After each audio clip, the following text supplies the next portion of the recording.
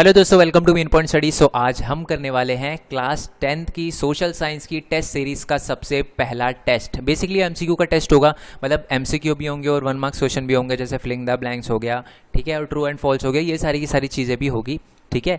ऐसा नहीं है मैं रिटर्न टेस्ट नहीं लूँगा, मैं रिटर्न टेस्ट भी लूँगा, ठीक है, क्योंकि मेरे को देखना है कि आप आंसर कैसे करते हो, क्योंकि बहुत सारे बच्चे बोलते हैं कि सर 5 नंबर का क्वेश्चन होता है ना और हम अच्छे से लिख के आते हैं फिर भी हमें 4 मार्क्स मिलते हैं। तो ये ऐसा क्यों होता है उनके साथ, वो तभी मैं अच्छे से बता पाऊंगा जब मेरे को वो आंसर करके दिखाएंगे। तो इसीलिए हम रिटर्न टेस्ट भी लेंगे, बट वो आगे लेंगे। आज जो है वो एमसीक्यू का टेस्ट है, पता ही है आपको एमसीक्यू वगैरह और 1 मार्क्स क्वेश्चन कितनी ज़्यादा वेटेज रखते हैं अब। ओके, तो आज जो हमारा टेस्ट है वो चैप्टर नंबर 1 हिस्ट्री का है, जिसका नाम है the rise of nationalism in Europe. Hindi में बोले तो यूरोप में राष्ट्रवाद का उदय। इसका मतलब ये है कि जो हमारा टेस्ट है वो हिंदी और इंग्लिश मीडियम दोनों बच्चों के लिए है, ठीक है। हिंदी मीडियम को भी हमें पीछे नहीं छोड़ना। और साथ ही मैं बता दूं, अगर आपको ये लग रहा है कि यार मेरे को तो टेस्ट सीरीज़ के बारे में कुछ नहीं पता था सर, है ना, तो मैं बता दूं यार, ये टेस्ट सीरीज़ एकदम फ्री है, कोई भी इसे ज्वाइन कर सकता है, आप भी इसे ज्वाइन कर सकते हो, ठीक है। आप इसको मतलब कैसे ज्वाइन कर सकते हो, क्या प्रोसीजर रहेगा, वो मैं वीडियो के एंड में बता दूंगा आपको। कोई ऐसा कोई प्रोसीजर नहीं है, कुछ भी नॉर्मल है, ठीक है। बस अभी के लिए क्या करो, अगर आपने चैप्टर कर रखा है, ठीक है, तो एक पेज लो, ऊपर अपना नाम लिखो पेज पर, नीचे स्टेट का नाम लिखो और उसके बाद स्टार्ट कर दो, ठीक है। आंसर नंबर 1, आंसर नंबर 2 ऐसे करके स्टार्ट कर दो। जैसे ये टेस्ट खत्म होगा हमारा, ठीक है, मेरे कहने का मतलब जैसे ही मैं सारे के सारे क्वेश्चन बता दूंगा, उसके बाद मैं आपको बताऊंगा कि कैसे ये टेस्ट सीरीज ज्वाइन करनी है आपको और कैसे आगे के टेस्ट का भी आपको पता चलता रहेगा। चलो जी, बिना टाइम वेस्ट करे हम पहले क्वेश्चन पे आते हैं। तो हमारा पहला क्वेश्चन है कि 1848 में, इन 1848 अ फ्रेंच आर्टिस्ट, एक फ्रेंच आर्टिस्ट था जिसने 4 प्रिंट की एक पिक्चर थी जिसको विजुलाइज किया था, जिसका नाम था democratic and the social Republic. उसने 4 पिक्चरों के एक उसको नाम दिया था, सीरीज़ को नाम दिया था, ठीक है। तो उस फ्रेंच आर्टिस्ट का नाम बताना है आपको। हिंदी में बोले तो 1848 में डैश एक फ्रेंच आर्टिस्ट था, एक कलाकार था, फ्रांसीसी कलाकार था। उसने क्या किया था, लोकतांत्रिक और सामाजिक गणराज्यों से बने विश्व के अपने सपने को साकार करते हुए 4 प्रिंटों यानी चित्रों की श्रृंखला तैयार की। तो उस आर्टिस्ट का यानी उस फ्रांसीसी कलाकार का क्या नाम है? ए ड्यूक मैटरनिक, बी फ्रेडरिक सोर्यू, सी कैजार विलियम और 4 यानी डी जिसका नाम है लुई 16। तो आपको बताना है कि कौन था वो फ्रेंच आर्टिस्ट जिसने 1848 में पिक्चर बनाई थी। पिक्चर भी आपको दिख रही होगी, बिल्कुल जैसे चैप्टर खोलते हो आपके सामने यही पिक्चर आती है।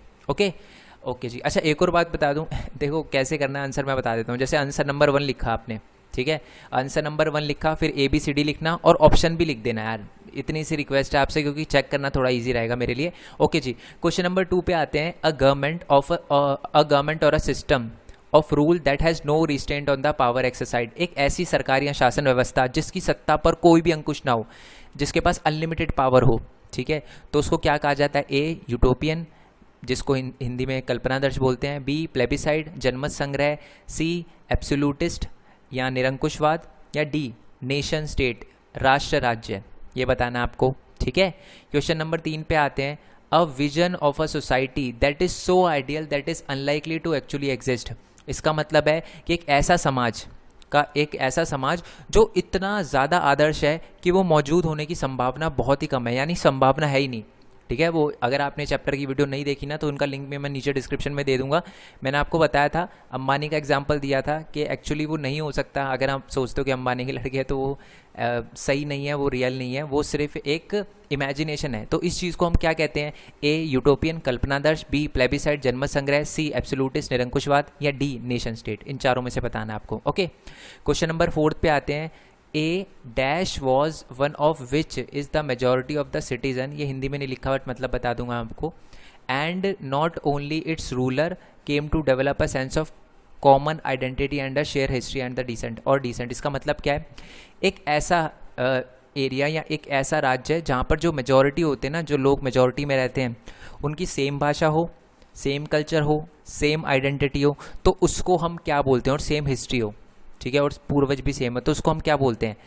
ए यूटोपियन यानी कल्पनादर्श, बी प्लेबिसाइड जनमत संग्रह, सी एब्सोल्यूटिस्ट निरंकुशवाद, या डी नेशन स्टेट यानी राष्ट्र राज्य, ठीक है। एक ऐसे देश की कल्पना जहाँ पर सारे के सारे लोग एक दूसरे से बंधे हुए हों, उनकी एक कॉमन लैंग्वेज हो, कॉमन इतिहास हो, कॉमन भाषा हो, ये सारी की सारी चीज़ें हो, तो उसको क्या कहा जाता है? बहुत ज़्यादा इंपॉर्टेंट क्वेश्चन है वो। ओके, तो नेक्स्ट क्वेश्चन है question number 5। Who is the allegory of France, यानी फ्रांस की रूपक का नाम बताना है आपको। A Franconia, B Marianne, C red lady, D first lady, ठीक है, ये बताना है आपको इनमें से कौन सी है जो एलिगरी है। रूपक, रूपक का मतलब समझते हो ना आप, जैसे भारत में भारत माता, वैसी एलिगरी बतानी है फ्रांस की। ओके, फ्रांस की क्या रूपक है। क्वेश्चन नंबर 6 पे आते हैं, जर्मनी की रूपक बतानी है, ठीक है। तो ऑप्शन है ए जर्मेनिया, यही है इंग्लिश में हिंदी में भी नाम, B Marianne, C red lady, D first lady, ठीक है। चलो जी, क्वेश्चन नंबर 7 पे आते हैं। 7th फिलिंग द ब्लैंक्स है कि the first clear expression of nationalism came with the dash revolution in 1789। राष्ट्रवाद की पहली स्पष्ट अभिव्यक्ति 1789 में डैश क्रांति के साथ हुई। यानी सबसे पहले जो एक तरह से आप कह सकते हो राष्ट्रवाद यानी नेशनलिज्म की जो एक्सप्रेशन है वो हमें सबसे पहले कौन से रेवोल्यूशन में, कौन सी क्रांति में देखने के लिए मिला, 1789 में। कौन सी क्रांति थी वो, A French revolution, B German revolution या जर्मनी रेवोल्यूशन, सी आपका इंडियन रेवोल्यूशन या डी आपका अमेरिकन रेवोल्यूशन। तो वो आपको बताना है, ठीक है।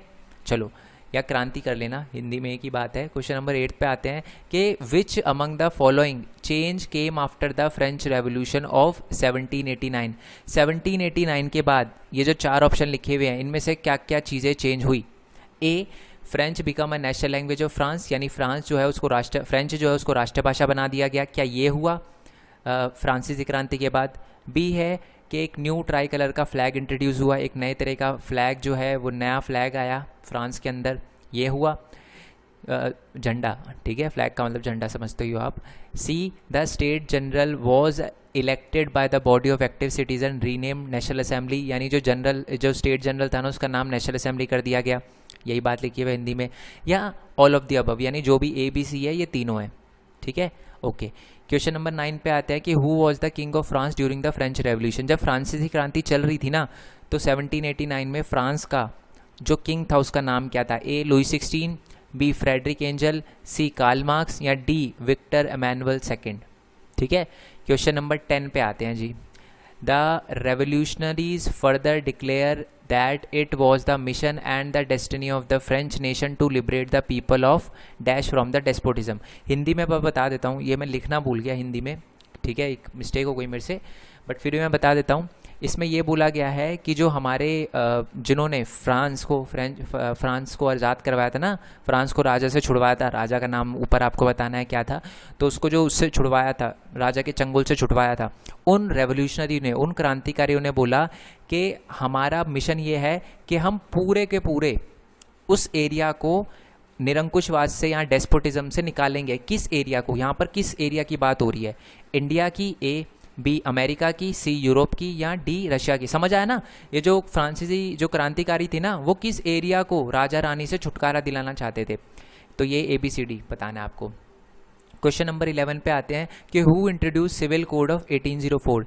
1804 में एक नागरिक संहिता आई थी, ठीक है, वो किसने पेश करी थी। A Louis 16, B Napoleon Bonaparte, C Duke Metternich या डी आपका कार्ल मार्क्स, ये बताना आपको, ठीक है। चलो जी, question number 12, drawback of Napoleon Bonaparte rule. Napoleon Bonaparte जब आया था ना तो उसमें बहुत सारी कमियां भी थी, ठीक है, बहुत सारे लोग उसको क्रिटिसाइज भी करते थे, कुछ दोष भी थे उसमें। कौन कौन सी चीज़ें थी जो उसकी ख़राब थी।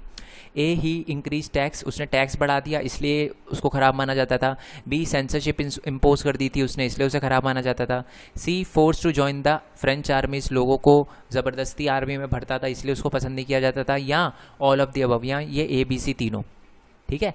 चलो क्वेश्चन नंबर 13 पे आते हैं कि when Napoleon introduce the Napoleonic code. जो नेपोलियन था वो नेपोलियनिक कोड या ये जो नेपोलियन की संहिता है ना, ये वाली कौन सी, ये वाली नागरिक संहिता, वो कब लेकर आया था, ठीक है।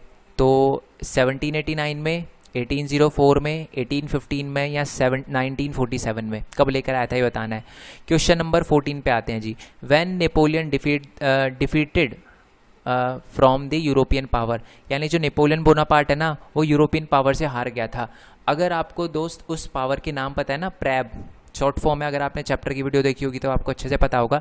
अगर आप इसकी फुल फॉर्म PRAB की फुल फॉर्म बता दो कमेंट बॉक्स में तो मज़ा आ जाएगा। तो जो नेपोलियन है वो किन यूरोपियन पावर से, यानी जो कब यूरोपीय शक्ति ने नेपोलियन को हराया, कब हराया वो बताना है।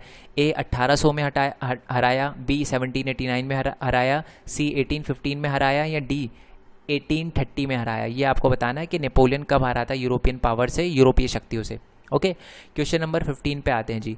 Name the battle where the Napoleon Bonaparte defeat from the European power.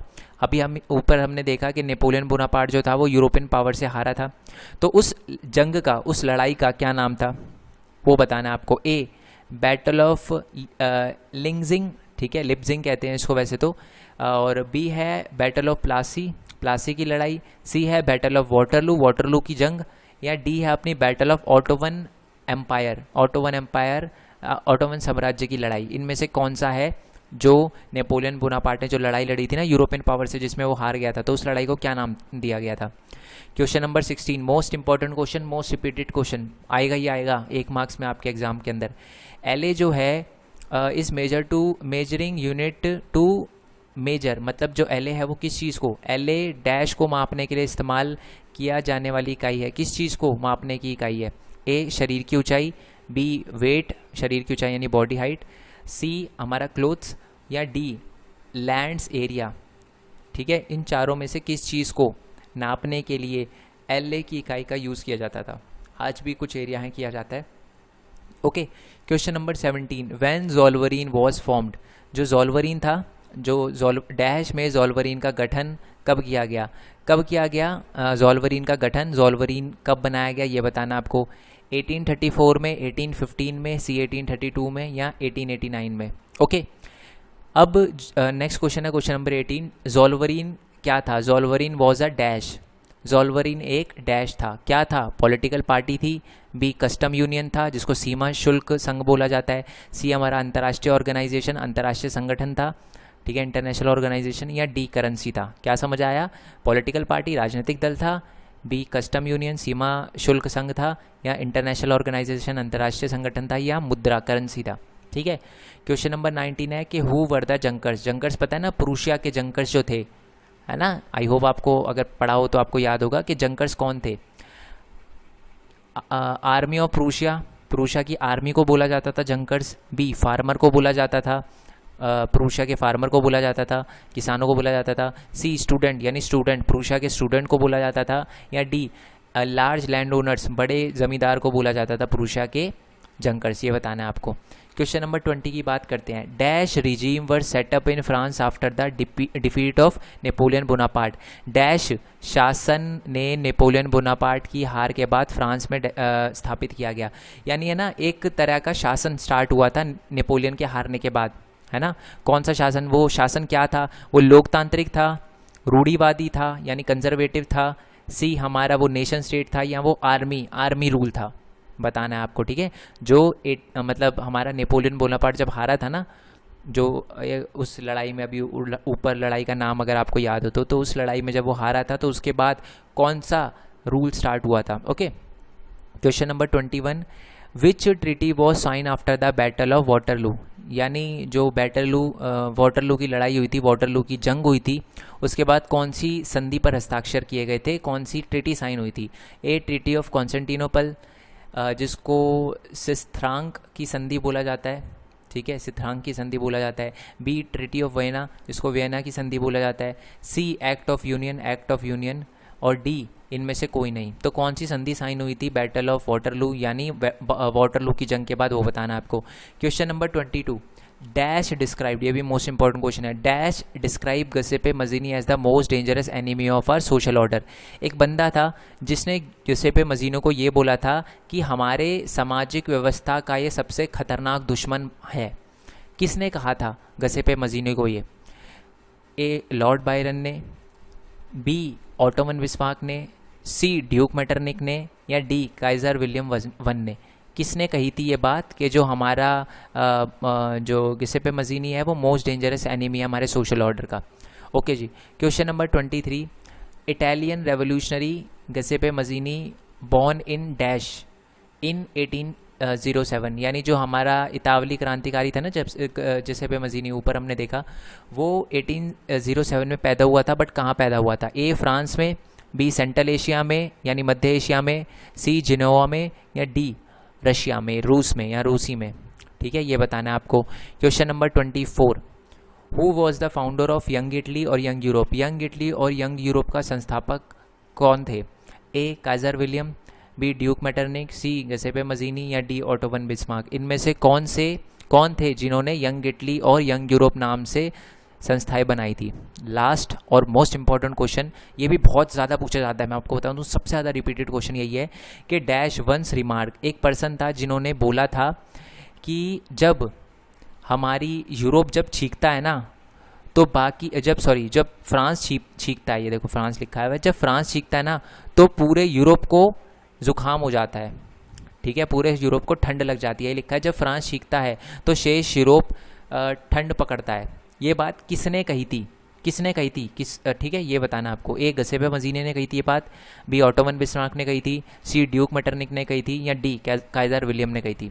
ठीक है जी, तो ये आपका टेस्ट है। अब मेरी बात सुनो, अब सबसे पहले तो मैं आपको ये बता देता हूँ कि अगर आपको चैप्टर नंबर 1 अगर आपका अच्छे से कंप्लीट नहीं हुआ है तो वीडियो दे रखी होगी, ऊपर आई बटन नीचे डिस्क्रिप्शन में, हिंदी इंग्लिश दोनों मीडियम में मैं अपलोड कर चुका हूँ ये चैप्टर, ठीक है। पीपीटी के साथ भी कर चुका हूँ, हैंड रिटन नोट्स के साथ भी कर चुका हूँ। तो अगर आपने वो चैप्टर नहीं करा तो वो वीडियो जाकर देख कर आ जाना। एमसीक्यू की भी अलग से वीडियो डाल चुका हूँ, ये तो टेस्ट है आपका, ओके। और एक और बात बता दूं मैं आपको कि अगर आप ये टेस्ट सीरीज़ आ जाते हैं, टेस्ट सीरीज़ पे अगर आप इसे ज्वाइन करना चाहते हो तो मैं बताता हूँ। देखो, एक ऐप है टेलीग्राम, ठीक है। टेलीग्राम व्हाट्सएप की तरह ही है बट उससे बहुत ज़्यादा बेस्ट ऐप है, ठीक है। व्हाट्सएप में एक प्रॉब्लम है, 257 ही बंदे ऐड हो सकते हैं, बट टेलीग्राम में ऐसा कुछ नहीं है, अनलिमिटेड बच्चे ऐड हो सकते हैं, इसलिए मैंने बनाया वो ग्रुप। और 3000 से ज़्यादा बच्चे जो हैं पहले से ही हमारे टेलीग्राम ग्रुप में ज्वाइन है। अब आपको करना क्या है, प्ले स्टोर पर जाना है, ठीक है, और लिखना है टेलीग्राम, TELEGRAM, टेलीग्राम लिखना है, उसे आपको डाउनलोड करना है, साइन इन करना है, जैसे व्हाट्सएप वगैरह पे करते हो ना नंबर डाल के, तो वो करना है। उसके बाद सर्च पे लिखना मेन पॉइंट स्टडी 10th 10। जब आप ये लिखोगे ना, पिक्चर दिखा दूंगा वैसे तो मैं आपको कि हमारा टेलीग्राम चैनल कैसे दिखता है। तो उस पर 3500 बच्चे हैं ज्वाइन, 3000 है मेरे ख्याल, 3200-3300 बच्चे हैं उस पर। तो आप उस पर जाओगे, ठीक है, उसको ज्वाइन करना। वहाँ पर मैंने एक अलग से ग्रुप बना रखा है जिस पे आप मैसेज भी कर सकते हो, आपको कुछ पूछना है, क्वेरी वगैरह हर सब्जेक्ट से रिलेटेड, नोट्स वगैरह से रिलेटेड, और मैं ऐसी बातचीत भी करता रहता हूँ, डिस्कशन भी होता रहता है, ठीक है। तो उसे आप ज्वाइन कर सकते हो। मैं आपको बता दूँ, ये जैसी वीडियो ख़त्म होगी, इस वीडियो के ख़त्म होने के आधे घंटे तक हमारा टेलीग्राम चैनल जो है मैं वो आपके लिए ऑन रखूँगा, यानी आप अपनी आंसर शीट वहाँ पर सेंड कर सकते हो, ठीक है। बट उसके बाद आप वहाँ पर रिप्लाई मैसेज अपनी शीट सेंड नहीं कर पाओगे। तो इस चीज़ का ध्यान रखना कि आप आधे घंटे से पहले ही कर दो, क्योंकि कुछ बच्चे थोड़ा सा लेट हो सकते हैं, इसलिए मैंने आधे घंटे का टाइम दिया। अगले टेस्ट में आधे घंटे का टाइम भी नहीं होगा, 15-20 मिनट का टाइम होगा मैक्सिमम टू मैक्सिमम, ठीक है जी। और आई होप ये समझ आ गया हो आपको, और वहाँ पर आपको ये भी पता चल जाएगा कि नेक्स्ट टेस्ट हमारा क्या है क्या नहीं है, नेक्स्ट टेस्ट किस चीज़ का होगा, ठीक है। बाकी नेक्स्ट वीडियो के लिए स्टे ट्यून, नेक्स्ट चैप्टर के टेस्ट के लिए स्टे ट्यून। बाकी सारे चैप्टर मैं अपलोड कर चुका हूँ, लिंक नीचे डिस्क्रिप्शन में मिल जाएगा, और जो चैप्टर रह रहे हैं वो भी मैं अपलोड कर दूंगा, ठीक है। बाकी अलग अलग चैनल का लिंक आपको नीचे डिस्क्रिप्शन में मिल जाएगा, वो नाम दिख रहे होंगे स्क्रीन पे आपको, तो उनको भी सब्सक्राइब करना चाहो तो कर सकते हो। मेन पॉइंट टेक और मेन पॉइंट गेमिंग, जो मेन पॉइंट टेक है अर्निंग से रिलेटेड है, कैसे एक स्टूडेंट अर्न कर सकता है, और मेन पॉइंट गेमिंग पे तो गेम है, ठीक है। तो अब दोनों को मतलब चारों को ही सब्सक्राइब कर लेना। बाकी नेक्स्ट वीडियो के लिए स्टे ट्यून, मिलते हैं नेक्स्ट वीडियो में, तब तक के लिए बाय बाय।